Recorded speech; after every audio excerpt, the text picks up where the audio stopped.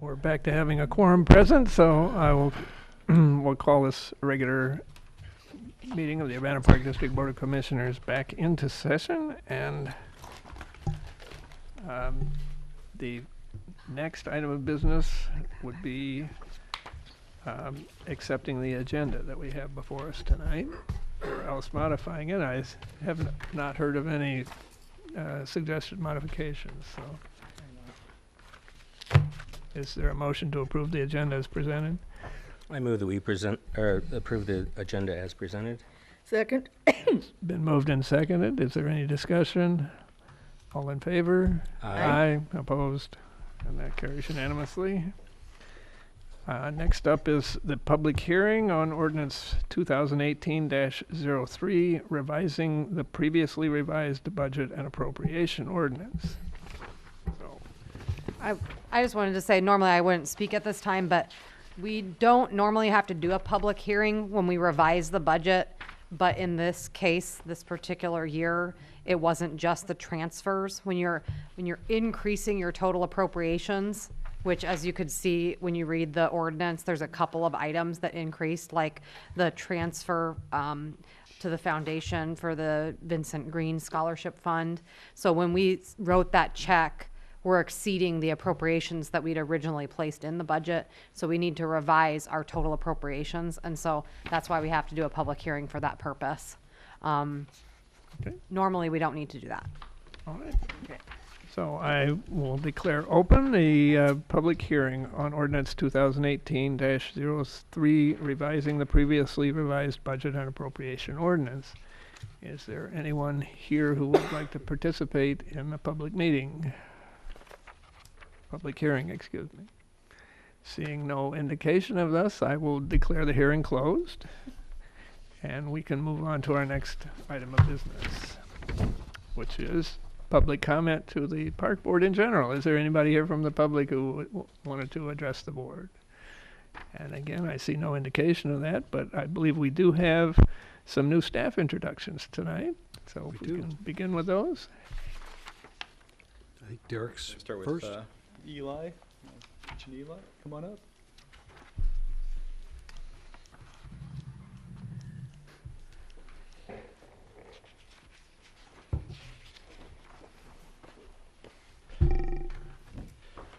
So this to my left is Eli Tincher. He started working with the Park District on February 11th, I believe. Is that right? He's the 6th full-time member of the grounds crew. His official title is grounds technician.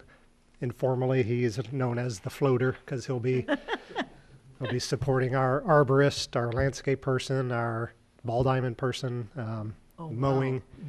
Wow.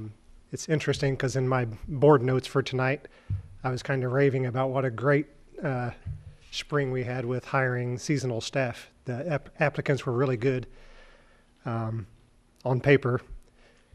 Since that point, after I turned in my board notes, it got a little dicier where you start to call people back to offer them a job. They have since found other jobs. So Eli's role this spring is going to be even more important than most times because he'll really be, one day planting trees, next day mowing. He'll be doing all sorts of things. It'll be nice having a full-time person with the ability to support all those positions. So we're really happy to have him. He had the one trait that, let me back up a little bit. He was a seasonal with us last year on the mowing crew.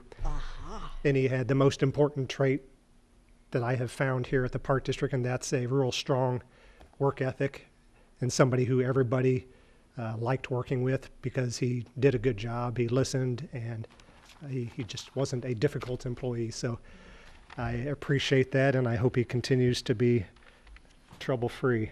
Whoa! I'll We let him practice say a few cloning words. if it works out. Yeah, so like Rich was saying, I started here seasonally in May of last year, and I fell in love with the place. I really did.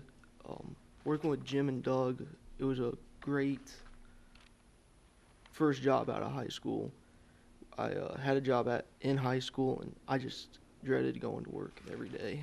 And so coming here to a place where not only was I able to go outside and enjoy the day, but working in the town where I've been born and raised was a great benefit. So I'm very happy to have the opportunity to come back. So And he's also a volunteer firefighter for Yeah. Carroll. So Yeah, it is. Wow. Okay. How many parks did you discover that you didn't know anything about last year when you started here? Were there any? Carl, Uh-huh. Do you know about Chamager? I mean, that was one that was new to me when I yeah, started. Chief, I didn't really know about that. I'd say Chief and Carl, probably the only two. I didn't Well, that's really pretty know. good. I went to, when I was younger, Ambucks and Meadowbrook was my two favorite spots. Uh-huh. Mm. That's terrific. Welcome aboard. Thank you. thank you. Thanks for coming out this you. evening, and Thanks. welcome indeed. So our next one is Jacob Johnston. Jacob is our age-friendly resource specialist. This is the position that is split between us and Clark Lindsay Village. He works with us on Tuesdays, Thursdays, and every other Friday as far as actually being in our office.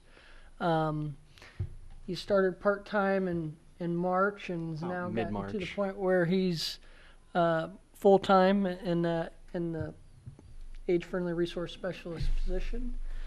He's been doing some marvelous things so far, and I'll let him talk about himself a little bit. Yeah, so I also work for Clark Lindsay, mostly in the facet of a technology coordinator. So over there, I've kind of from the ground up implemented a new resident technology plan and initiative where every resident gets free time where they kind of get me for 30 minutes, get me for an hour to just come to their room and I'll answer any kind of tech question that they might have. So it's been a real blessing for them so far. I've made a lot of really good friendships. I offer free tech support in the community as well. So from 2 to 4 are my kind of office hours at Phillips, where I'll do vital checks for some of the community seniors, tech help obviously, and then just provide them information about some of the upcoming events that might pertain to them. Other than that, I'm really loving it so far. There's something new to do every single day. I haven't eaten this well in months. I mean, like today, for instance, I ran the senior potluck for Janet, and tomorrow it'll be Ethel and Maud's for their luncheon as well. So I mean, it just keeps coming. Might need to buy some new shirts here pretty soon. But. We have a health and wellness for our employees, right? What's your background? How did you get in? I mean, because this is a really unusual mix. It is, Or it and seems so to me. I think a lot of people my age, fresh out of college, to have the unusual major of psychology, which is what I have. And I've always been a great people person, but I just didn't necessarily want to do research in graduate school anymore. I took a summer doing that work. I did a great job, but I didn't like the work, and it wasn't something I wanted to commit my life to. I was just about to finish the major, so I figured I'd see it through and just see what happened. And after that, I became a CNA at Clark Lindsay for a little under a year, really. So I was just doing quality work there. In the interview, I told them I would move up the first chance I got because I loved Urbana and I wanted to really make my mark here. So when I heard about this job, it really couldn't have been more perfect timing, fit. I love every aspect of it so far. I'm thinking that you need to take a lot of notes because I think you could write a really interesting book just on the aging population and tech. So, I mean, judging from people I know and myself, you have your work cut out for you. And it might make Yeah, a some few really- minutes you get after the some good board meeting, stories. maybe you can walk us. I get that a lot. Gee, how do I get this off my phone?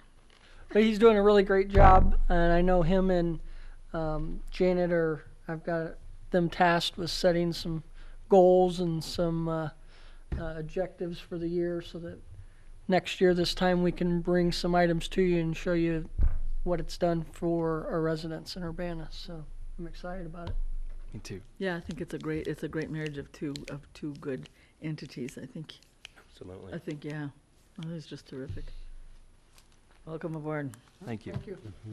Thanks for coming out tonight. Thank you.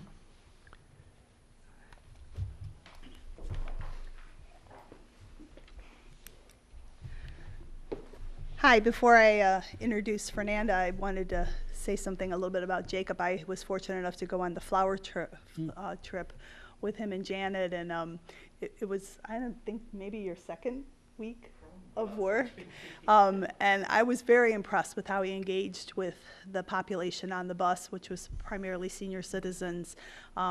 First of all, he's nice to look at, and I'm sure they were all in love with him, but he just really has, he has that kind of old soul in a young body, just really interacted really well with them. And that was, it could have been pretty awkward to be stuck on a bus with and spend a whole day with a lot of older, almost all ladies. So he did a great job. But I'm here this evening to introduce Fernanda, who has been working for the last couple months with us as an intern. And she has a background in a master's in animal science and a vet med degree from Brazil. So she's well qualified to work with the animals at the Nature Center. I guess. And providing us with some additional care that, you know, we weren't qualified to do. But she also just started on Monday as a part-time staff person with us. Her work papers came through, and so we were able to hire her on, and she's been busy learning all the office ins and outs the last 2 days, just a wealth of information. And I was telling her earlier, I was sitting and listening from my office, because so much of it I have to relearn all the time because I don't do it very often. So it's been fun to listen to her. And Nicole trains the staff herself, but she also has some of the part-time staff train them, and it's a good interaction because it allows them to relearn the materials themselves and answer questions that really helps reinforce the materials. But I'll let her tell you a little bit about her experience and what brings her to the United States. This makes us nervous, right? Okay. So I arrived here last November. I came with my husband, who is also a vet, and he started his master at the U of I, and I came with him. And I found out about Urbana Park District with the program in January when I got in my mail. And I was, oh, well, what is that? And then I was, oh, Nature Center, animal care. And I saw, like, I think there was a photo of the owls, I think, and I gotta go there. And I sent an email to Alan, and then with my resume already, saying that I just wanted to be a volunteer there. And I think we had an interview, and I started around January 10th, around that. And it's been amazing. And I'm participating of about in a few programs, especially environmental education with pre-K, which I love. I didn't know, but I love them, especially because I'm comfortable with my English with them. So I guess. they don't mind, and I don't mind. We get each other, and I go with Savannah to retirement houses. Mm-hmm. So it's been really nice because I'm seeing like the work with all ages, and of course I love animal care, all of them, especially wild, because this is my specialization. Yeah, in Brazil. Mm-hmm. But the work that you do as the Urbana Park District, it's amazing. I don't think Brazil will ever get there, but you know, as even just in cities or states, or I don't know, but it's amazing how you guys can get the community involved and have programs for all ages.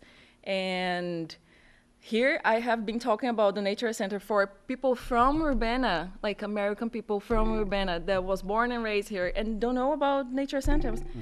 Well, you should go there. It's just like a mile from our home. And we have like animals, we have things, the field station where you can open all the drawers. So It's been a really like amazing experience, and I'm really happy now to be part of the team as a staff, as animal care and receptionist. Fernanda has also been helping Matt a couple times out with some of the Wednesday work days. She has experience with NGOs in Brazil and land management, and was really interested to see how we utilize citizens in our citizen science programs, and hopes to take that back to Brazil with her. So we're excited to have her on board. It's Perfect fantastic. match. We'll learn from you, and you'll learn from us. I mean, it's, yeah, a nice blend. Yeah. Have you been to Iguazu? No. Your I wife have They have been wonderful animals. 3 times in New York, or I don't know, many other cities in here, but I never have been to Iguazu. I will someday. Well, thank you. Thank you. Thanks. Thank you. Thanks, Judy. Okay, moving on to the Urbana Park District Advisory Committee report, and I see that Roger Diggs is here this evening. You've stayed around a long time today. That's okay. That helps to feed them. You have a brief written report. I just pretty much wanted to follow up on that with the reactions. I tried to actually get actual verbal reactions from the group, but they were so awed by our visit to the Phillips, they didn't have anything to say. But the feeling that I got from them from touring that, there were people on UPDAC who have been coming to Phillips we toured there at our last meeting, who've been coming ever since, and I think they were surprised at the variety of programs that are offered there and at the diversity of people that we serve through that. There are other people who had not been for a long time and were just blown away by the changes already that have been made in that facility. I don't know if any of you are followers of Doctor Who, but I felt like I had stepped into a TARDIS because it's much bigger on the inside than it is on the outside, and But it stays in the same place, Roger. but yes, it doesn't move around like Right, Doctor thank Who's Kevin. TARDIS. But I was just amazed at what all has been placed in there and how well good of a use that the planning that's gone into that has done. I think we were very impressed with the plans for the James Room and the service to the elderly, which we know is a somewhat underserved population, which you also are addressing staff-wise. I was just amazed at the variety of programs. Something that Tim said during his comments, he talked about when all of the exterior work is done there, the playground and the other things that will be there, that it'll be a great gateway for people coming into the community. And I realized that much of what the Park District does are gateways for people. One of the reasons why my wife and I moved to Urbana was Meadowbrook. I started birding there in '93 before really there was a whole lot going on there. And that was a place we brought our daughter to Prairie Play when she was very young. So it served as a gateway for us to go into the community. So I say good on the staff and the board for the work that you all have done on the Phillips Center. The only other thing I would say, and this is me, this is not UPDAC, is about a year ago we went on the tours of the recreational centers, and I know they cost $1 bazillion or some, I don't know if that's an actual term, Katie, but they cost a lot of money. But to me, in terms of community building, amidst all the other things we do that are community building, I think whatever we can do to move in that direction probably won't happen in my lifetime, but it may.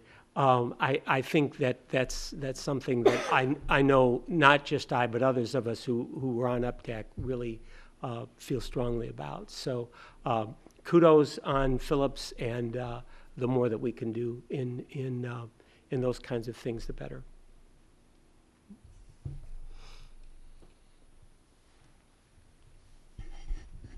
Yeah, it was good. Yeah. Yeah.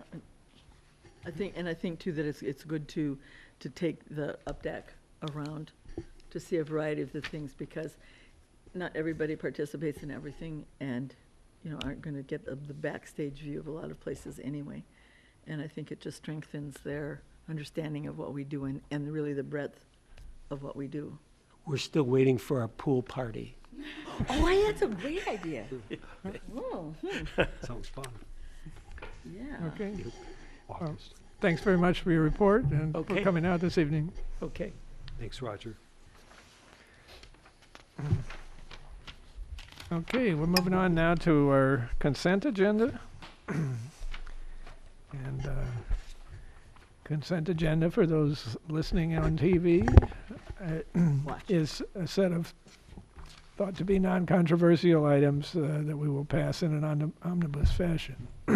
On the consent agenda this evening are approval of the minutes of the March 6th study session, the March 13th regular board meeting, minutes from the March 27th special board meeting, action to accept the philanthropy report and gifts listed with gratitude, receipt of the monthly reports from the 3 departments, administration, planning and operations, and recreation, approval of the monthly paid accounts payable, action to receive post-issuance tax compliant report. It's an annual report that we're required to do relative to our bonds. Action to approve resolution 2018-03 to designate committed ending fund balances. And this is what we conducted the hearing about. And lastly, action to approve resolution 2018-04 to designate assigned ending fund balances. Also an annual action that we take. It is the purview of any single commissioner to remove any of or all of these items from the consent agenda for separate action. Is there any commissioner wanting to modify the consent agenda in any way? Not I. All right. I move we accept the agenda as, that we accept the agenda, Yeah. the action items. I'm sorry. So you're moving to approve all the action items on the consent agenda, or you just? Right. Yes. It's to a approve motion the that we action actually items. approve all these things in an omnibus fashion. Correct. I'll second that. That's been moved and seconded, and under our rules, there's to be no further discussion about the consent agenda once we've moved forward. This does require a roll call vote, starting with Bob at the right. Aye. Aye. Aye. And that carries unanimously with the 3 commissioners present voting. So now we move on to the financial reports. Hello, everyone. Before I get started on the financial reports, I just had a couple of reminders. I will be gone for the regular board meeting in May at the GFOA conference in St. Louis. So I will not be presenting any financial reports at the May board meeting. But then at the June meeting, I plan to do a recap of fiscal year 18, which is good anyway, because that gives us a month to wrap up the fiscal year and the reports will be more accurate. And then I can also touch on the beginning of FY 19's fiscal year in June also. So I just wanted to let you know that, get it all out there. Don't be surprised when this seat's empty. But I'll be learning a lot, and I've never been to this conference. I got a scholarship to go, so I'm very excited. Great. And it happened to be local. Last year it was like in Vancouver or something, because it's actually the GFOA is actually Canada and United States, I guess. And so it's kind of an international conference, so they rotate it all around. So Next time you need to get a scholarship to one that's far away, more interesting. Right. I should have waited, right? Yeah, until it's yeah. clear. But it doesn't cover travel. It's just the registration. Oh, so rats. I was, Okay. yeah.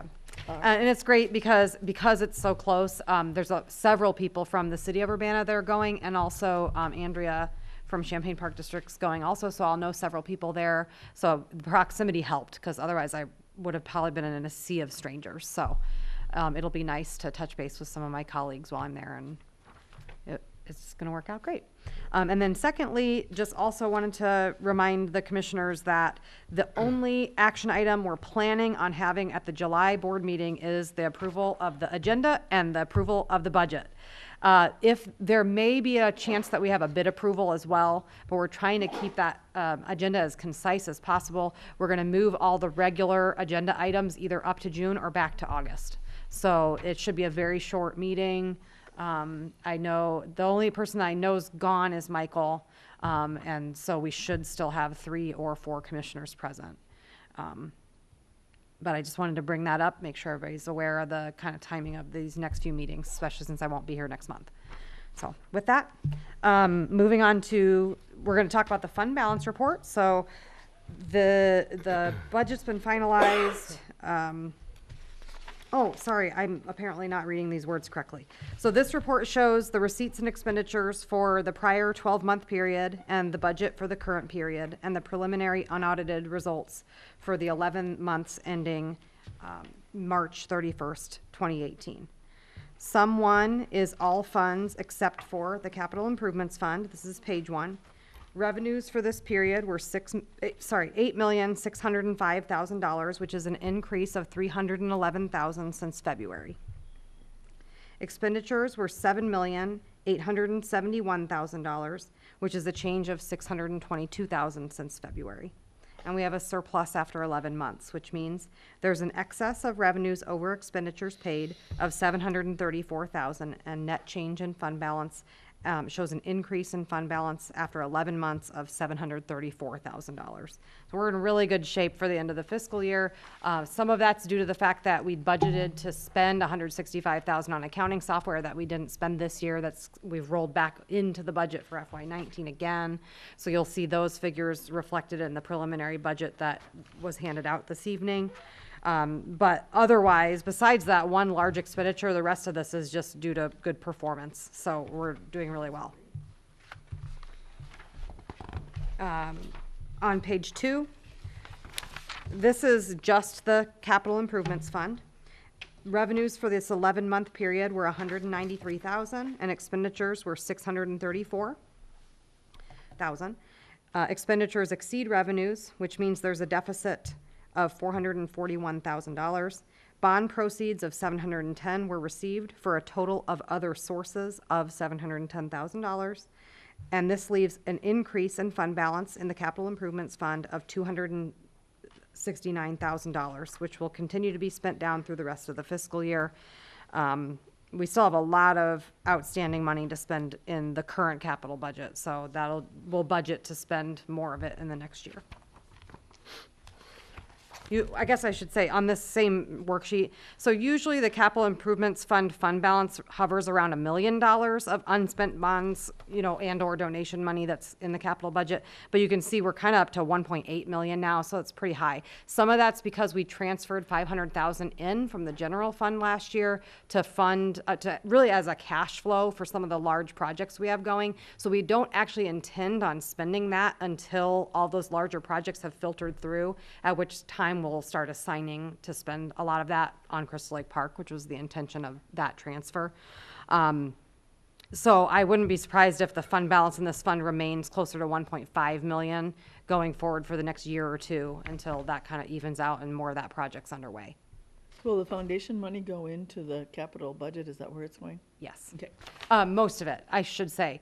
Any project-related money. Right. They also give us money for some event sponsorships. Those go directly into operating budgets. And they also reimburse us for any costs we incur on their behalf. That goes into the general fund.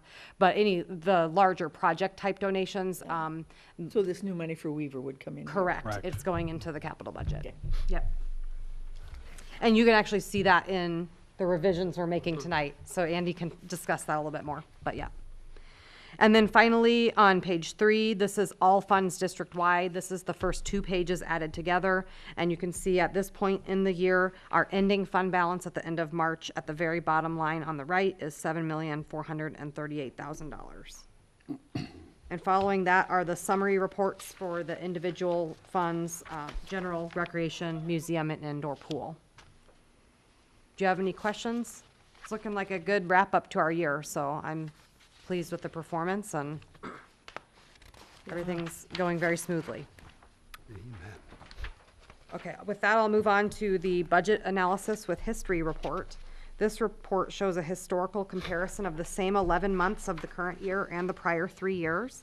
So we're at 92% for the fiscal year, which is a number you could compare to in this report. The first section, all of page 1 and the first half of page 2 is the revenues section. If you go to the middle of page 2, you can see for revenues and transfers in at this point in time, we're at $11,892,093. Last month when we talked, we noted that total revenues are a little bit below the last couple of years. And some of that was because we hadn't received the TIF reimbursement money. Now we have. We received it in March. So that's come in. Right now, we're kind of outstanding on a couple of transfers. We haven't made the transfer in for the indoor pool yet. Or sorry, for the outdoor pool's contribution to the R&R fund is what I meant to say. But we hadn't done that at this point last year either. So I think we're just a little low on revenue, but we're also low on expenditures. So we're in a good place as far as our performance. With that, I'll say our expenditures are running pretty ratably or below. Majority of our expenditures are running better than the prior 3 years. And on the bottom of page 3, you can see that total expenditures and transfers out for this period were $10,890,000 with a surplus at the end of March of $1,003,000. Do you have any questions about that report? Okay, great. I'll talk about the treasurer's report next. I actually wanted to say I found an error on the treasurer's report in the due to, due froms column. The 50,000 between rec and Urbana indoor pool should be canceled out. Those should be 0 again. I'm sorry about that. It's correct on the next page, but I missed it on this page. Just cross out the 50. It's net 0 anyway, but I'll explain it when I get there. So this is the treasurer's report. It's the report of the actual amount of cash that the district has on one day, March 31st, 2018. All 24 funds are listed with where the cash is invested for a grand total of $9,241,278.89. Page 2, the top section lists investments or all the cash that we have out in investments in interest-bearing accounts. So of the total $9,241,000, $8,153,000 is out in investments. I reinvested a ton of CDs in March. All of the Park Pool CDs matured. I reinvested all of them. Most of the Busey CDs matured, but I only reinvest those after the next fiscal year. I analyze our liquidity and then I put investments in Busey for the funds that we're not going to need the next year, but it's a lot of random funds. So I always spend the month of April and the beginning of May analyzing that, and then I work with Busey to reinvest them again in June for a 9-month period. And then several of the Commerce CDs also matured in March that were all reinvested as well. And I guess the good news is every time I've reinvested, these interest rates just creep up. And I thought with the downturn of the stock market that these rates might have gone down too, but so far they really haven't. And every time I reinvest, I have to reinvest a little bit less because you can only have $250,000 in any one institution, and that includes the interest they're going to earn. And so when I reinvest with Commerce, they only want, so it was $249,000 CDs, and now it's down to 246 because that's how much interest earnings that would cap you back up to the 250. So that's good news, I guess, and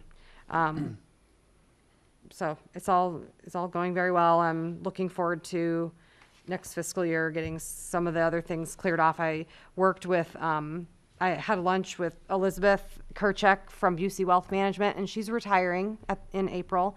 And so I met her predecessor. His name's Caesar. He's going to be our, I guess, account manager for Busey Wealth Management going forward. And so we got together in March and discussed the English Fund and the Carl Hospital Settlement Fund. Those are the two funds that Busey Wealth holds for us.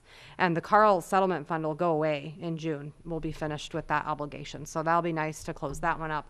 And then we talked a little bit about the use of the English Fund to pay for the pool pack and all the goings on with that project. So it was good to catch up with them and to wish Elizabeth well. And we've had a really good working relationship, so I'm going to miss her a lot. Okay, moving on to The next section, it lists interfund loans, and I had mentioned last month that I had this loan between the rec fund and the indoor pool for current cash flow needs, and then I realized kind of while I was saying it, oh, I could have just done the partial payment towards the pool, which is what I did last year. And so I reversed the interfund loan out, and I made a $100,000 partial payment towards the UPD's contribution that we have to make at the end of the year anyway, which is closer to probably $230,000. So I just made a partial payment to keep the cash flow positive, but I missed it on that front page, so I apologize for that error. But you don't see it in this interfund loan section because it was cleared out. And finally, the last section lists disbursements for the month of March. Vendor payments match the paid accounts payable on the consent agenda, and you can also see there were 3 payrolls in the month of March. Total disbursements of funds for March was $587,000. So I move we accept the treasurer's report for audit. Second. It's been moved and seconded. Is there any further discussion? All in favor? Aye. Aye. Opposed? That carries unanimously. Great. The supplemental report of cash is the next report in your packet. The report has the same information as the first page of the treasurer's report, but it groups the information by expected use rather than by fund name. The 3 expected uses are daily operating funds, restricted special needs, and restricted gifts and donations. Of that same total of $9,241,000 on hand, the district has restricted obligations of, the district has restrictions of $1,268,000, which leaves $7,973,000 available as spendable cash. I'm tripping on my words tonight, I'm sorry.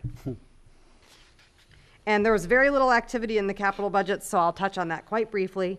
The areas that had activity are highlighted with an asterisk symbol for this period. The 2018 capital budget's on the first page. The donations were received in memory of Tom Burns for a future project at Ambucks Park. And we received $5,800 from a whole variety of people that were listed in the philanthropy report. And expenses were paid towards the King Park Bank Shot basketball project. In the 2017 capital budget, expenses occurred on tributes and also on the ITEP Park Street Path project. And in the 2016 budget this month, expenditures occurred on construction crew projects.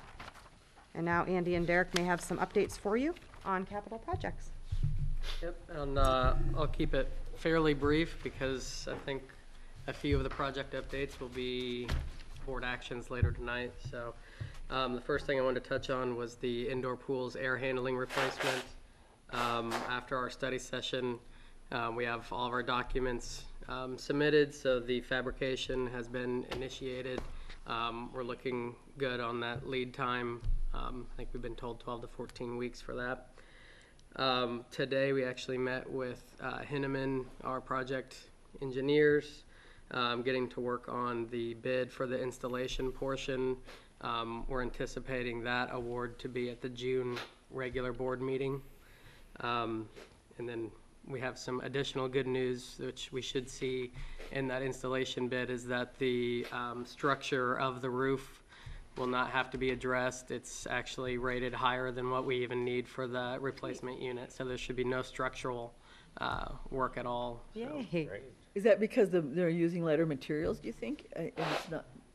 The unit itself is sized pretty close. Like I mentioned, the holes and everything all line up, and it fits within the current framework up there. It just gets extended a little bit. So, and I think the roof might have been initially constructed for two, and we have one unit. So they reduced costs by pulling one of the pull packs out, but apparently not by downsizing the structural. We were told that they did downsize the structural, so I was a little surprised by the news today. Oh, I was really? wondering the same as Nancy. But, Wow. They had their structural engineer evaluate it and came in with good news. And I have more good news. We received That's good pre-approval for the Ameren Incentive. Yay. So that'll be about $10,364. Is that for the air handling unit? Yes. Sweet. So, and that more than covers the engineering costs actually that we Wow. have associated with the project. Oh, so cool. Thank you. Your power bill's at work. There is an upside. Yeah. The group that's developed the technology for varying exhaust with the water chemistry came down and gave us a proposal that's also very favorable. So it appears at this point we'll be able to exhaust variably both according to CO2 and water chemistry, so better efficiency. That's $10,000 in Ameren savings. We have a Meadowbrook Gateway project. I don't think I've updated the board on to this point. We have a small staff group that's working with Taylor Studios. This project's funded by a donation from Greg and Dixie Witt. It's a large panel as a gateway for entry from the Race Street parking lot. We've progressed through 50% design at this point. So the sign will include like a map, information of the amenities within the park, and then it'll have a little interpretive element that has some pictures to tell the story of how Meadowbrook started out as a prairie, it became a farm. Park District has brought it back to prairie. So, and I'll continue to update on that as we move forward. When is that? Do you have a sort of a timeline for the installation of that, or just 2018? Oh, whoa. Okay.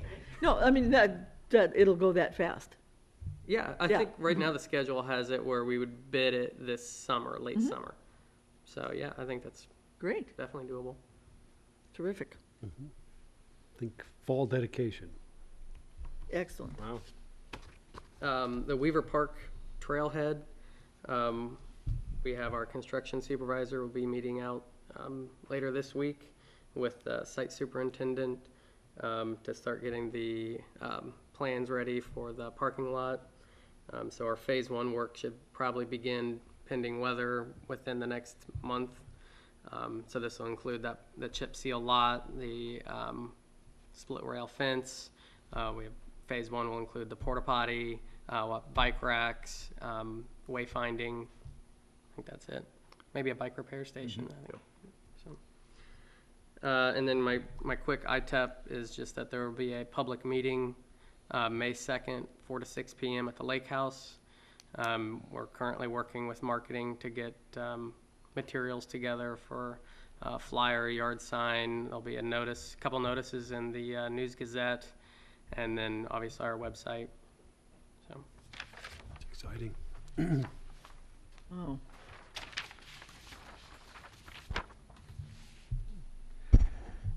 All right, moving on then to the executive director's report. I have a couple of things I wanted to share. A little more on the maybe frivolous fun side. I've been meeting with some of our emeritus Parks and Recreation people, Joe Bannon, Bob Espeseth, Rabel Burge, Robin Hall. Joe Bannon actually I followed up with him. He did the 1955 comprehensive plan for the Park District. It was his first job. He was very excited to pass it on to us. It's really full of a lot of great information. I'll share it. You may want to take a look. There's some great photos, but Joe, his real point was to really commend everybody for how much advancement this district's had. He said, I've seen a lot of park districts kind of start and see how they progress. He said Urbana has been a progressive leader. He was really tickled to do this work. It got him his first job, and I know how that works. At my first job, Bob Espeseth got me at the Urbana Park District doing their Perry Farm master plan, and that led to me at least showing up here with some work that I could promote. But I did want to just read, Joe said he made some recommendations in the plan that probably got the board at that time a little upset, but his evaluation of Leo Park was that it was very poorly situated. Possibly he described the site, bordered on all sides with the lumberyard and the hotel, but that the park should be sold so that the money obtained from the sale could be used to acquire new land. And it's just kind of funny to think of our Leo Park. We've held on to that. Also, that this park could be used for the aged. Park benches should be placed along with a shuffleboard and a horseshoe area. So I guess some things never changed, but I did want to pass that on. Tell our new guy. Some wonderful Active aging. pictures. And it is pertinent because the board and staff's going to be kicking off our next strategic plan meeting. So it was kind of interesting to actually see how far we've come. Only 5 parks at that time: Crystal Lake, Leal, Carl, Victory, and Blair Park. So obviously a very different district, and a way about Treasure. putting a plan together. Yeah, there's a lot of really good historical information about Crystal Lake. The other gem I got was passed on from Robin, but it was a 1962 Urbana Summer Playground Workbook, basically the handbook for the employees. Very serious. I'll read a few things, but one of the things I noted was they spent a lot of time like electing and placing these playground supervisors, which were the kids that they had elections, they ran these campaigns to be elected this playground supervisor, and they took turns doing that. But just a sign of the times, sort of a description for the employees. Number 5 is parkmen. Friendly and cooperative relationships with the parkmen are very essential. Their job is to maintain the grounds, buildings, and facilities. Your job is to provide programs. You should all be working together as a team. The parks and playgrounds had hours, that it's dinner hours are constant and should be adhered to strictly. The playgrounds were open from 1 p.m. to 5 p.m. And then everybody went home. The dinner hour had to be observed from 5 till 6:30, and then the playgrounds opened at 6:30 to 8 p.m. Dinner time was from 5 to 6:30 p.m. What to wear? 62? 1962. I'll pass it around. There's other neat things, but what to wear? Neat, clean. But for women, cotton dresses, skirts, blouses, and low-heeled shoes. It says you are not to wear slacks, blue jeans, shorts, midriffs, or high heels. Do not come to work with your hair in pin curlers. Interesting. Obviously, things were a little probably simpler for men. You must wear some type of sport shirt or T-shirt and slacks or Bermudas. So anyway, also everyone, whistles are not furnished, but it is advisable that everyone own and use one.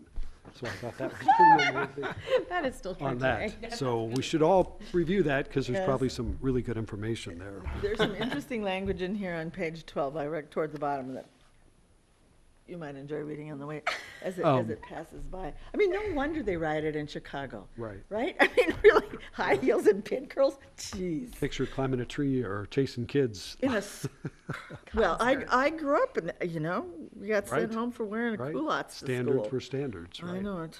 We've come a long way. But we have come a long way, and I think Thank heaven. I think for the way better. So we're very pleased. But No smoking obviously, we're incentive. excited about our kickoff with the board and staff team. So we look forward to that. Just a couple of other quick updates. Some good news. The Land and Water Conservation Fund, the LWCF, has been funded at an unfortunately low level at $2.6 million, but there is another round, or a round, that'll be due May 15th, 2018. Obviously, that's in a few weeks. We've kicked around some ideas, but it just may be difficult to respond in that quick of a time, but we're gonna give it a try. It also requires a 50% match. So anything we would propose, we would have to, be sure we could match it.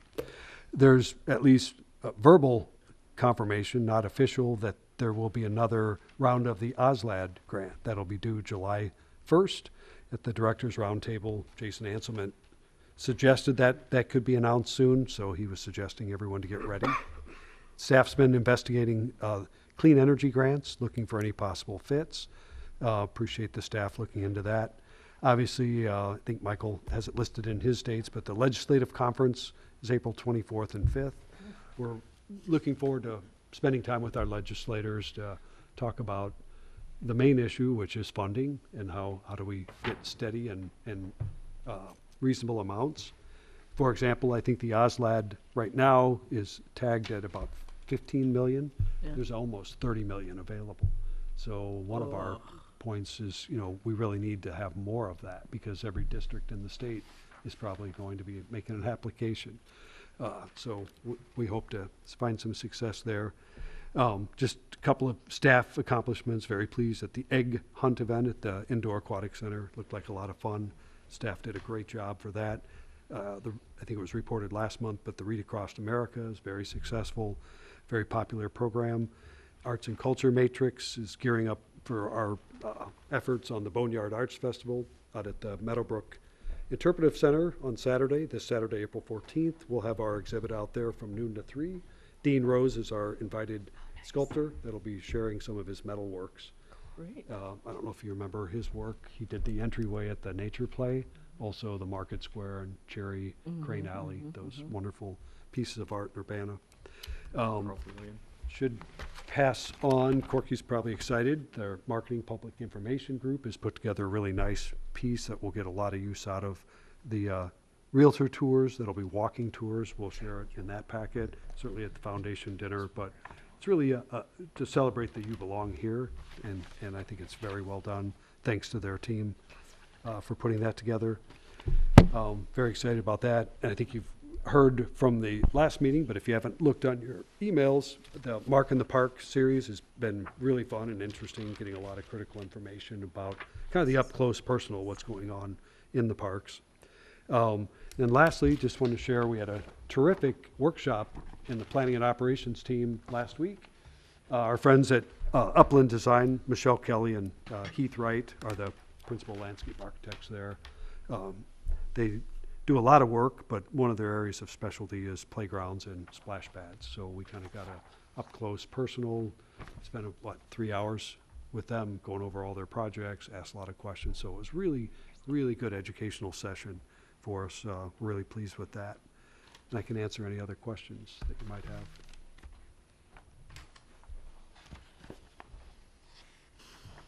If not, that's all I had for this evening.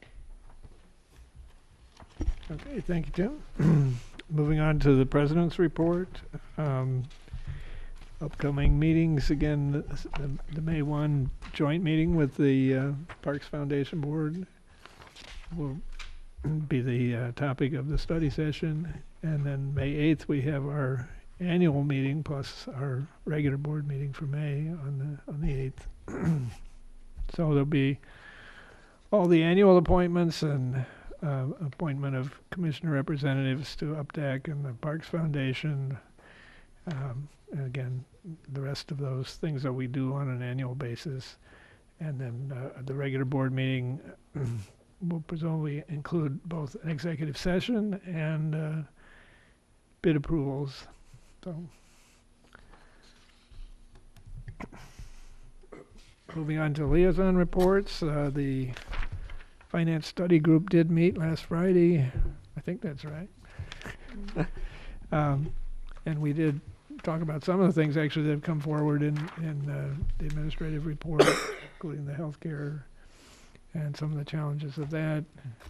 And Katie's good news about how accurately she had predicted the amount of money that we would have for the year. Inaccurately, whichever. So, and I believe we'll be meeting again on the first Friday in May. So, policy study group, neither Meredith or LaShonda is here to stand up for themselves. So, We do have a meeting scheduled yeah, We're for excited. May 3rd. and LaShonda is the Parks Foundation representative again. So I guess no report from that. Is there anything from the UPDAC Planning Study Group? Not a thing. We're still cruising. All right. I guess we're ready to move on to old business. Action to approve revisions to the capital budgets for the calendar years 2017 and 2018. Okay, for our regular revisions in April, we have the number 4 revision to the 2017 capital budget and our first revision for 2018. I'll start with 2017 and note on some of the highlighted sections here. In our revenue section, starting off, the tributes and donations have been actualized to 10,620. You'll see the Sunnycrest Tot Lot donation, which was swing, is now included, and our donations, Kimple donations, have been revised to 5,600, and the CUSR, the ADA projects have been finalized from 2017 to the 62,553, all reflected down in that expenditure section. In the equipment portion, we have a couple additional expenses for the M13 truck, for the snowplow attachment and the radio, and that will be the final portion for vehicles and equipment of 2017. In our contingency, Larson Tennis Court was finalized. That remaining contingency that was left then has moved up to the general contingency. And our Binkard site had some additional expenses in since that last revision, and we are nearing final completion on probably expenses there out of the capital budget shortly. And 2018, at the top you'll see the $300,000 transfer from the English fund just for the UIAC air handling replacement project. The donation line for Ambucks, the Burns tribute, has now been included, as well as the donations for Meadowbrook Gateway project I had mentioned a little bit earlier, and the Weaver KRT Trailhead from the foundation that you had asked about. Excuse me, do we have an idea of what the Tom Burns money will be used for? We're going to coordinate a meeting with Ambucks probably next week. We've been targeting some path work for a long time, and obviously, you know, the path projects are pretty large, but Right. we've got some ideas about ways we might be able to work together towards that. We'd like to do something sooner rather than later. Good.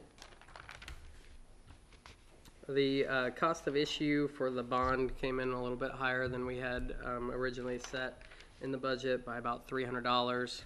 That $300 then you'll see taken out of the contingency, so that contingency line in the revision number 1 has now dropped by the $300 that was increased in that cost of issue. The only other item I have to note in the expenditures is the ADA projects. $65,000 was originally set aside for the siding.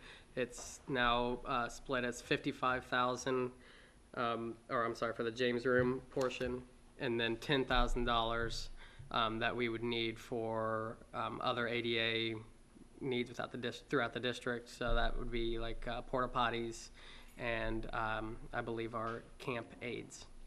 It's just for the regular transition projects that Shane kind of oversees. I just separated out the portion that we were designating for the James Room so that it was more clear instead of being lumped all together into the 65.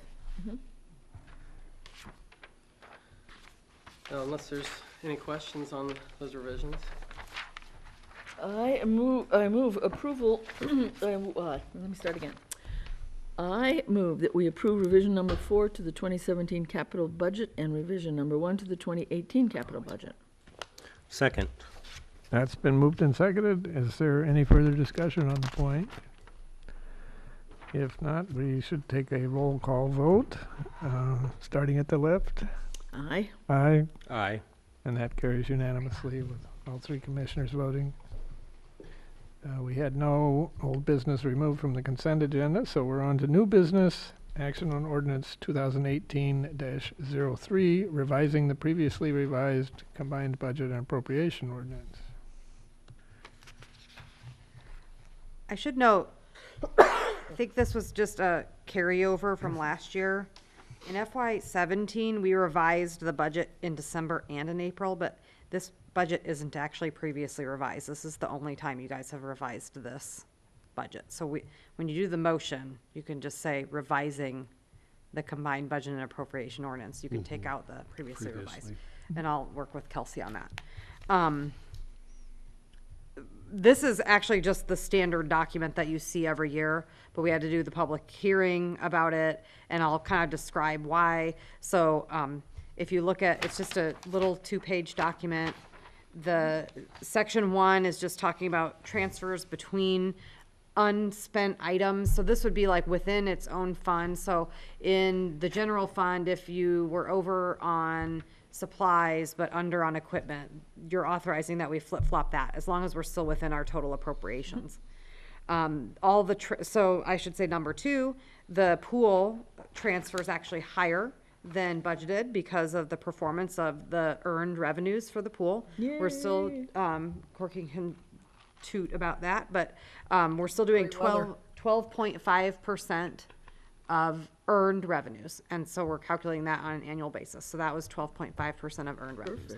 And so this is authorizing us to increase that transfer amount. The scholarship fund, we are budgeting a total of $22,000 of transfers out. We didn't meet that mark this year. So those dollar amounts were decreased to reflect the actual amount of the transfers, which is going to be $8,570. I talked, item number 4, I talked to our auditors about how I should handle the pool pack since the construction's begun. This is really complicated in an accounting world. The construction's already begun, and so at the end of FY18, the year we're in now, we have to book a liability for the portion of that project that we actually owe, and then we have to actually transfer that amount over and have it all booked as an expense, even though we haven't actually paid anybody.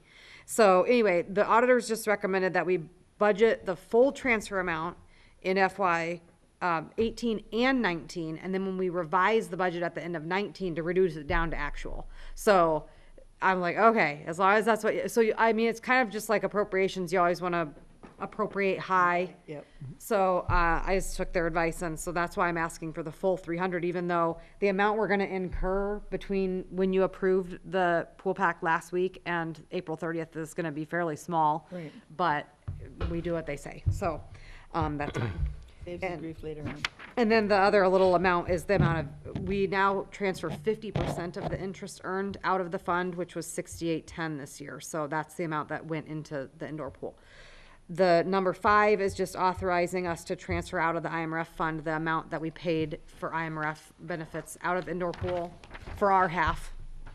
And same with number 6 is for Social Security, and then number 7 is for liability insurance for unemployment and workers' comp. That all goes to the indoor pool for our half of that payment. So we're lucky that we're the operators of the pool because so the school district has to use their general operating revenues to cover their half, but we get to use some of our other funds because we're actually the payers. So we get to use our IMRF fund, our Social Security fund, our liability fund to cover the things we're allowed to pay for out of those funds. But the school district doesn't get to do that. So for the rest of our portion due, we still have to use the rec fund to pay for it. But that's what those transfers mean. And then number 8 is just authorizing us to adjust the recreation fund transfer to basically offset any deficit in the indoor pool. And that amount we won't know till after the year ends and all of our bills are paid. So it's just kind of saying you're allowed to do that. Number 9 is because we received more property tax revenue and transferred more interest out to the CU Special Rec than we'd budgeted. So I asked you to increase the budget slightly. And then I already talked about number 10 is the scholarship fund increased the expenditures to $50,000 because we transferred the Vincent Green fund to the foundation. And then number 11, we wound up spending an extra $50 than we'd appropriated in the bond fund for cost. It was for a advisor fee for one of the people for our bonds. Anyway, I don't know why it was $50 more than we were budgeting, but it was. So this is flip-flopping it out of miscellaneous expenditures into contractual service and increasing it by $50. Sorry for the detail, but normally it's just the transfers and all the usual stuff, but there's a few extra things to talk about. All right, so how about if I move that we adopt ordinance 2018-03, revising the combined budget and appropriation ordinance? Second. That's been moved and seconded. Is there any further discussion or questions? Hearing none, all in favor? I'm sorry, roll call on this. I'm sorry, at the right. Aye. Aye. And that carries unanimously with all 3 commissioners voting. Moving on, action to approve resolution 2018-05, the fiscal year 2018 and 2019 annual compensation actions. The board's been provided at least twice with background information on at least the options related to that. Certainly we can answer any questions you might have if you have any. Want me to make the motion, Bob? Do you want to do it? Sure, you can do it. All right, okay. Where am I? I move to approve Resolution 2018-05, approving fiscal year 2018-2019 annual compensation actions with a market increase of 1%. Got the number right, Katie, is that right? That's correct. Okay. That's it. And is there a second? Second, I'm sorry. Okay. Is there any further discussion or questions on this matter? This requires a roll call vote, and we're starting at the right again, I guess. Aye. Aye. Aye. Okay, that carries unanimously with all three voting. And now, not an action item, but receipt of the preliminary budget for fiscal year 2018-2019. I think Allison set one of these in front of each of you. You all have that. And I'm not gonna go through all the summary pages tonight. We did that in detail at the Finance Study Group meeting in March. But I did just wanna briefly draw your attention to the table of contents so that you understand what all is included. In this report, this is a draft, it's a preliminary budget, it will still change. There's some assumptions in here, such as a 5% placeholder for salary increases. So now that the board's approved salary increases, I go in and put the actuals in. So there's still some changes that need to be made. Any other further budget revisions that people pass my way between now and when the budget's approved in July. So it's not done yet, but it's pretty close. It doesn't change much from here. But if you look at the table of contents page just inside the cover, the first 3 pages are the 3 usual summary sheets that you guys see every month. So those should look fairly familiar to you. They have all the lines on them like you usually see. So feel free to peruse those. Following that is the summary pages for every one of our funds. And then the last 3 pages are pretty interesting. So if you want to turn to page 23, you can see this is our final extension that was filed at the county on the 6th that we just received. And that was good. I had estimated 6,878,800. So I was off by 600, but I was off by 20,000. I was down by 20,000 in the general fund, almost 20,000 in the rec fund, and like 5 or 10,000 in the museum fund. So anyway, it was all a wash in the end, but we had to adjust amongst the funds to make it all work compared to our plan, but it all worked out great. On page 24, you can track how our tax rate has changed over the last 10 years. It's kind of gone up and up and up, a little bit of down. Last year it went down a little bit due to our increase in EAV from new property. And then for the current year, for the tax bills that are going to go out for that are due June 1st and September 1st, our tax rate is 1.2255. And on the last page, it shows a history of our EAV dating back to 1981, which is really just a random year because it's how many fit on a page. Well, I'm glad you left the numbers big. Yeah. It goes back further, but you can see our increases have been larger or smaller in the various years, and then they had a huge downturn in more recent history, but they've started to go back up now, and we've seen an increase. Last year was the first increase we'd had in 6 years, and then we had another increase again this year. So, so that's where we're at with EAV. So with that, I guess I should say, last year I did kind of the highlights talk on the budget at the April meeting, but it was way too early. So we're gonna do the highlights talk in June so that it's fresh for commissioners when we go to approve the budget in July. That's optimistic thinking to be fresh, but. And what year did the tax caps go in? 1993. Okay. Or is it 96? 3 or 97? Oh, 97. It was 97. Law vote was in 96, I remember. Okay. Yeah, you're right. It was 97. I'm sorry. Huh. It would be interesting to put a lot of different timelines to that to see how that. I agree with that, because that's a significant change. Okay, moving right along to action to award Phillips Recreation Center siding replacement bids. Okay, as you know, there's a number of exciting projects on the horizon for Phillips in the upcoming year. The board in February had awarded design services to IGW to replace the original wood siding with cement fiber product that we have at the lake house and the outdoor pool. It also included at that time the remodel of the James room and kitchen into one large teaching kitchen classroom space, and the delivery of design for a future pergola to be installed by staff on that south patio off the James room. So our first bid is for the replacement of the siding.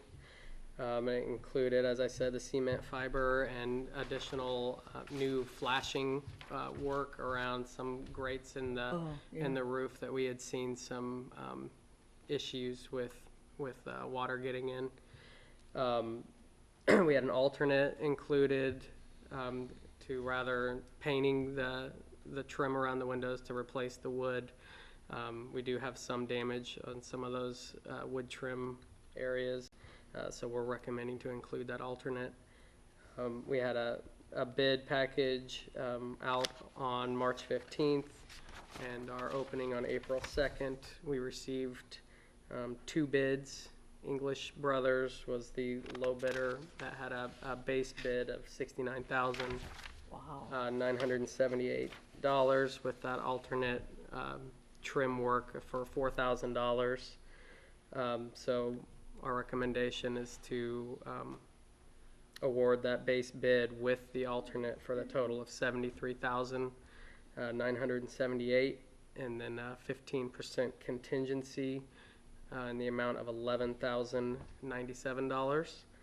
And we have budgeted for the project in the 2018 capital for siding, and the remainder from 2018 contingency. I will note that part of this, not part of this bid, but we'll be redoing the landscaping in coordination with this project. So what we're looking to do is, then that'll be an in-house job, but kind of following the siding contractors around as they finish to complete it. So. It's been a few years, but you all may recall that English Brothers was the original contractor for Phillips Recreation Center. Is that right? They have intimate familiarity with the project. So did they give us a good, it's unusual to have that big a discrepancy between the two bids. Do you have any sense of? It was slightly more, English Brothers was slightly more than IGW's estimate, but within reason. I'm not sure about Petrie Cooney, to be honest. No, Yeah, I mean, that's odd, because it's nearly double. Yeah, quite a bit more. Yeah. So we're having to pull some contingency money in because this is higher than what had originally been budgeted. And I'm also curious about the wording of the contingency as to, with a 15% contingency of $11,097 to IGW as opposed to the constructor? Pardon? Yep, that's English Brothers. Okay. Sorry about that. Good catch. Okay. English. I think the annotated recommendation is correct. I don't think it is. So we can just No. cross off the 2 IGW architects. Yeah. I see it now Put at a the bottom. period there. Yep, yep. Just Carried, put a period yep, there. I see that. And I can't cross off in that yellow anyway.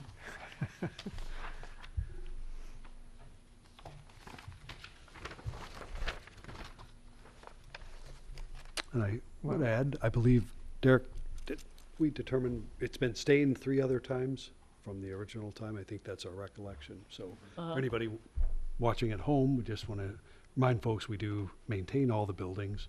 Obviously, with that type of siding, there is a life cycle. Hopefully, with the new material, we'll get more wear and tear out of that. But Right. obviously, we've taken advantage of its life cycle. And is there, do you have to stain/paint that, or does it? It's painted like the, Right. It's factory painted, so it comes with a warranty. Eventually, we may have to paint it. Okay, so it is paintable. I mean, it is Right. resurfaceable if. Yep. Mhm. This is the same siding that we have at the lake house and Yep. at the outdoor aquatic center. So it's a great product. Good. one advantage, getting all of our buildings to look very similar, at least material-wise, and I think matching the colors up as well. Not that that's a requirement, but when it works out that way, it's kind of nice to be a signature look. So do we have a motion to award the low bid on this? I move that we load the low bid of $69,978 for alternative one, for a total bid of $73,978 for the Phillips Recreational Center siding replacement to the English Brothers of Champaign County, or Champaign, Illinois, with a 11% contingency of $11,097. 15%? 15% contingency. The dollar amount was correct. 11,097. Yeah, but 15% contingency. I think you said 15%. 11. Yeah. A 15% contingency of $11,000.98. I'll second that. I think. Okay, is there any further discussion or questions on this point? Hearing none, all in favor? Aye. Opposed? And that carries unanimously.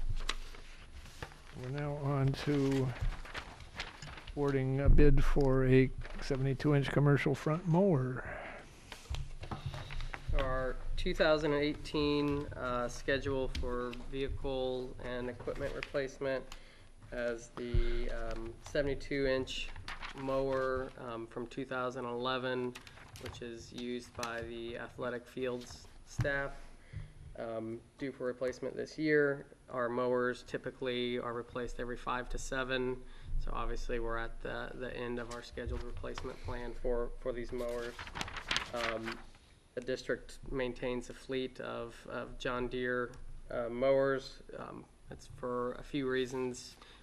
Parts, staff familiarity with the John Deere, and we've included in this bid the specifications for a John Deere 1575 72-inch commercial mower. And we had the bid package let on March 12th and opened on March 23rd.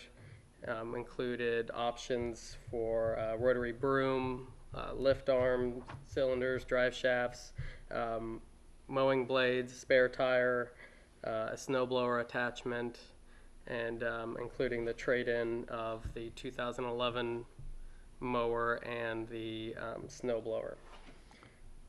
We mailed the bid package to 4 dealerships. We received 2 bids.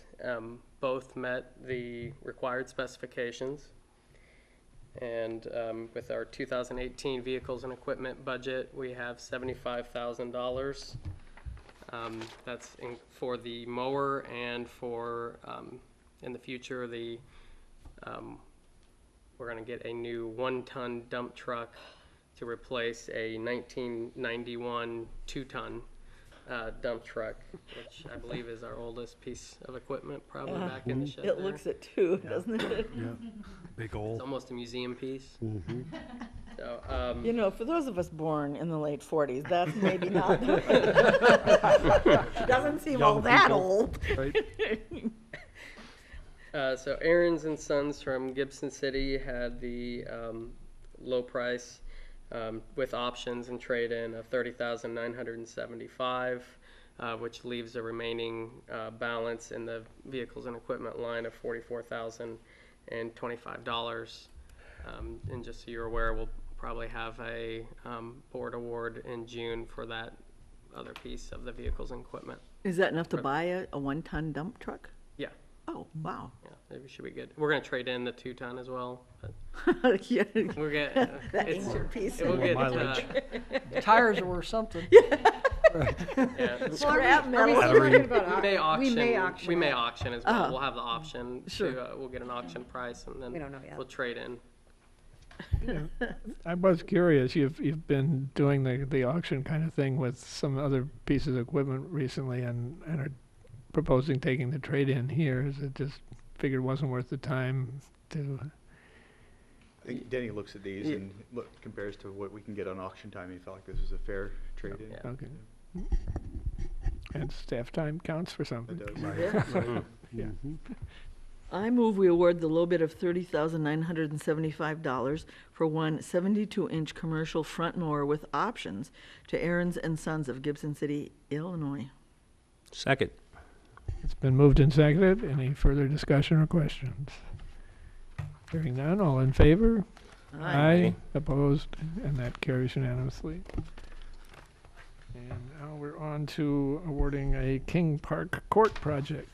I have just an intermediary question here. Why are some of these, do we have to have a roll call vote and others not? Does anybody have a sense of? Standard in the park code is if you're approving things with funds, it's best to have a roll call. There are not definitive guidelines, rules, except for certain grants and certain, what I point to Katie, financials that actually require, or will say. Yeah, some of our ordinances require that you have the number of ayes and nays, which is technically like a roll call. Oh, sure. And even, our board typically votes unanimously, Right. but they actually want you to.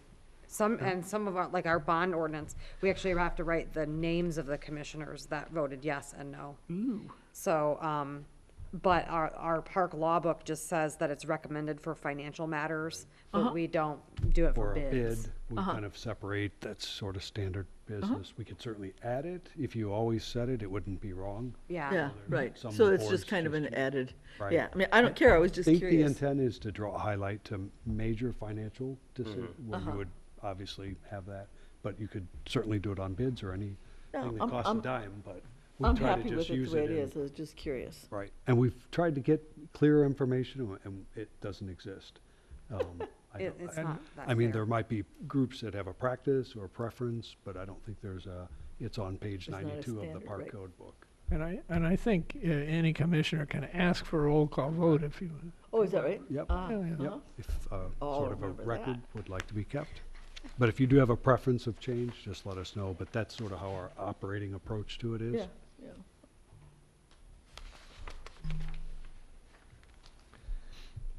Okay. Action to award King Park Court project. So our planning staff, as I've previously discussed, has conducted a number of surveys to transform the King Park tennis court. What we have found from our surveys, which was basically asking, would you prefer tennis and basketball, bank shot, or just basketball? What we had found was that bank shot was the most popular option, followed by standard basketball. But tennis actually was noted, especially if you include the data from tennis and basketball numbers, that it was important to maintain that recreational opportunity of tennis in King Park. So what we moved forward with in our project and working with BCA was to rehab the court, repairing the cracks and recoloring that current surface, and then maintaining the western portion of the courts as tennis. And then the eastern court would then transform, where the northern half becomes the standard half-court basketball option, and the southern half of the eastern court would then be the 13 station bank shot system. So after we had a bid rejection last month, part of that was to initiate the purchase of the 13 station bank shot system. There's a long lead time with that. It's custom built per order. So we have gone ahead and ordered that. We're expecting it to be delivered in the middle of May. Interestingly enough, we should be getting a shipment of basketballs from them as well, which I did not know was a part of it. So we're getting basketballs and signage probably in the next week or two. We had a moment of alarm. We thought, we need special basketballs. I know. Yeah, that's right. Little panic attack. Oh, Yeah, Round that one. was stressful. yeah, they're Inch 9-inch smaller. Nerf balls or something. That's what it made us think, like, well, are these rims Standard. custom made for something where you have to purchase? Right. Oh, Special- back from them, yeah, And yeah. no, oh. we don't. Supported They just neighbor provide kids. balls for that system. Oh, yeah. We're in. That's how they get you. You're right, exactly. Yours now. Lifetime basketball customer, yeah.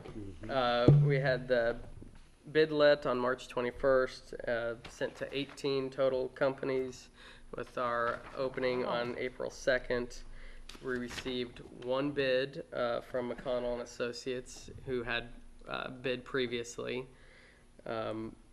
We reached out to the other two bidders. One of them noted he lost track of time and couldn't get to FedEx, and the other bidder had stated he wasn't interested after seeing the tabulations from the last bid. His pricing was not close, so he didn't have any interest to putting in for this one. So McConnell and Associates had our bid for $38,900. We would recommend including the 15% contingency of $5,835 with funds for the project available through our 2018 capital hardscapes and fencing budget and the 2018 contingency. I will note the estimate was a little below what this was bid as well. So. Look at McConnell's bid previously and back out the cost of the actual system. It appears they sharpened their pencil some on this bid. I move we award the bid of $38,900 for the King Park Court project to McConnell and Associates of St. Louis, Missouri, with a 15% contingency of $5,835. Second. Been moved and seconded. Is there any further discussion or questions? Hearing none, all in favor? Aye. Opposed? Carries unanimously with all three commissioners voting. And we have no action to take on new business removed from the consent agenda, so we're down to comments from commissioners. Any comments? Yeah, I have a comment. As I was reading through this, I thought that I feel extraordinarily fortunate to be working with the Park District. When you see, when you go through a month's packet and you see the breadth of things that we're doing in the community, and not just in Urbana, but really in the area. I mean, we're ranging from the, CU SR dinner, we're doing the trail, we're doing, is it Joel or Joe? Joel, the new guy at, with us and Clark Lindsay. I mean, we're covering. Jacob. Oh, I got the only J part, but that was the part I got right. I mean, I think we're spending the taxpayers' money really well, and we're spreading it nice and thin over the community, so everybody's getting a little bit of something. And I just, I salute you guys, because I think you're doing a really terrific job, and you're not just kind of sitting churning in the same place. Everybody's moving forward with, with good ideas, and it's a real pleasure. And I hope the people of Urbana have just a little appreciation of how hard you guys work and how well their tax monies are spent. And I am not running in the next election. I mean, I'm not running for office. I just said this because this is how I feel. I mean, I'm really happy to be doing this. Thank you. And I think I would echo that, and I think the underserved population and the new guide that came out and show how we're looking at trying to reach people that are in our community but don't use our services, how hard the staff has worked for that. It's so easy to say, well, we schedule programs that they just won't come. Right. And there's a lot of thought to it. It's not just somebody saying, oh, well, let's try this, let's try that. I mean, there's a lot of thought and a lot of energy put into it, and I think that's really commendable. It's really terrific. Yeah. Thank you. We'll share that with the rest of the staff. Good. And I've also felt that it's important to contribute to the community, and that's the reason that I got on the board here. And I've enjoyed the last 11 years working on this board because of those kinds of things, how hard the staff works, and they see a problem, and it's like, oh, that's a problem. Somebody should fix it. It's like, well, that's a problem. Who else does that affect? Well, it affects the city, it affects this district or that district, and then you get together with them and talk about it. and pretty soon there's a project going. Yeah, yep. And that's just the kind of energy that you can't make people do that. People That's have to right, have that's that right. spirit of saying, hey, we're problem solvers. Let's Right, get out yep. and take care of things. And I've been very impressed with this community, and the Park District, I think, is one of the leaders in this community that does that. And I'm an urban planner, I keep forgetting that. sociologist Yeah, as yeah. an undergrad, and I came here and went to grad school in social work, worked in mental health and hospitals. And so I've always done that kind of stuff and working with people who are suicidal or depressed and those kinds of things in my daily job. But this was my fun place to come and talk about projects. And you know, Right. we wanted, Yeah, we wanted, positive actions. yeah, that Douglas Creek thing. That the farmer said there's a problem and he's going to bring a grader in and fix it. Yeah, But yeah. no, don't do that. We're going to look. And then we Right. create a project that they could take to the state Right. conference and say, look, we made lemonade out of lemons. And that just happens all the time. Yep. So it's been a great ride. This isn't your last meeting. This is. Well, like, yeah? I said I would stay on until a new person is Okay. replaced. All right, okay. But, yeah, so I will be here next month. Okay, all right, so then tonight I'll just say I'll miss your socks Yeah. once you're gone, because I get to sit across, so I get to see his socks. course. So it's been a real pleasure, just that part of it. So I'll save the rest of it till later. And like I said at the Christmas party, I think this staff does a lot for the mental health of this community. Absolutely. Right. When I work with people that are depressed, it's like, what do you do for fun? And they're like, Fun. you're talking English, or you're talking Japanese to me. What do you mean? What are you saying? And just getting out in the parks and playing on the playground and going for a walk. Those kind of things rejuvenate people. And even if you're in a car driving by the parks Yeah. and just right. watch the kids and listen to the screams of laughter and stuff, that really helps people. Absolutely. And I think that that's something the Park District does a great deal. Yeah, and so many of them are no cost. Yeah. Yeah, you get yourself to the park and. And the Labyrinth and Crystal Lake. Yep, yes, It's a great place to go meditate. yep. Hooray for you guys. Thank Lots you. of jewels. Yep, indeed. Well, and my own comment, if I may, since I don't think that UPTV was here for our ceremony earlier, I Ah, really want to thank you very much for your 11 years of service here, Bob. You've been a great contributor to the board Thank you. and the success of this organization. Thank you very much. absolutely. We'll miss more than your socks. Yep. Okay, I think that brings us to the end of our agenda, so I will declare us adjourned.